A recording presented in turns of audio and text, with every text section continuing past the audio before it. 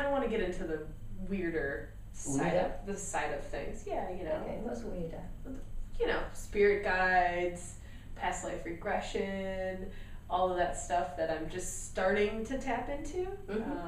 But you have been seeing spirit guides for a long time, and you've been leading people through past life regression. Maybe can we just talk about spirit guides just a little bit, just to explain to everyone that everyone has spirit guides, and just maybe give us some background on that. Yes, certainly. Yes, we all have spirit guides.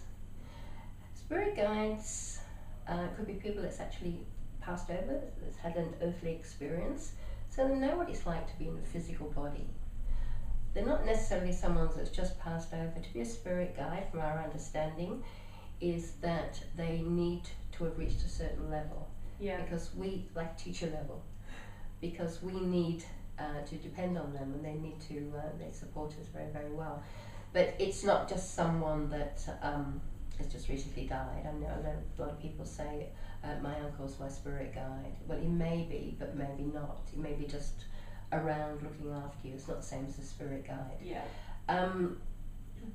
Things with a spirit guide, or anyone that's lived, they've got a certain amount of knowledge, but it's not an indefinite knowledge. They're still going to be fairly limited. Yep.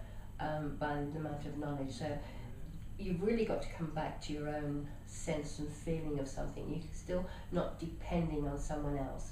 But what the spirit guide does is it supports us on this life, but it also supports us between lives as well. Okay. Because we're part of groups of souls. Yep.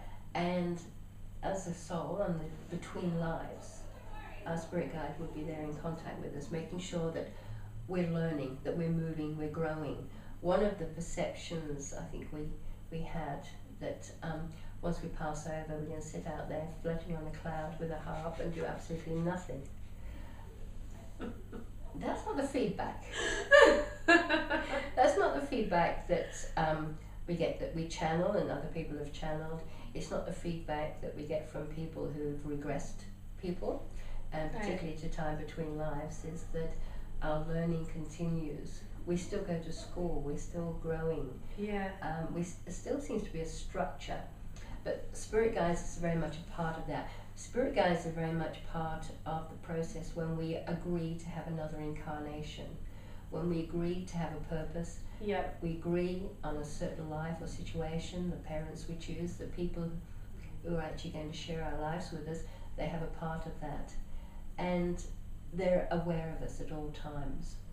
You're going to have a spirit guide that's been with you throughout your whole life and many, many lives. Our energy, it's like our DNA, it's totally unique. Yeah. And we have a unique vibration. Now, our spirit guides are not like foyers, they're not watching us the whole time. I know some people don't want to contact their spirit guides because they're a little bit concerned that, you know, they're going to get spied on in the shower, etc. in the morning. They have their own learning to do. They have certainly other things far more interesting.